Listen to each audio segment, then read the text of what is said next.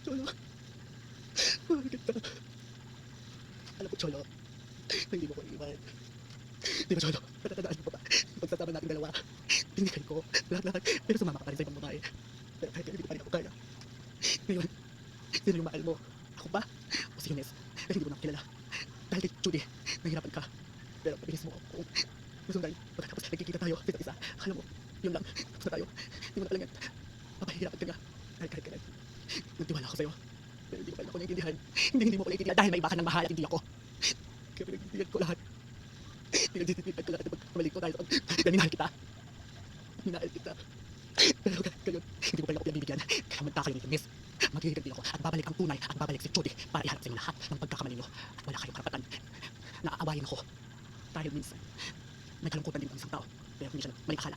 Kung inakala mo, tapos ang laban natin kasi hindi pa. Kaya man nakalinis, aagawin ko sa si Cholo. Dahil si Cholo lang ang nag-iisa lalaki sa buhay ko.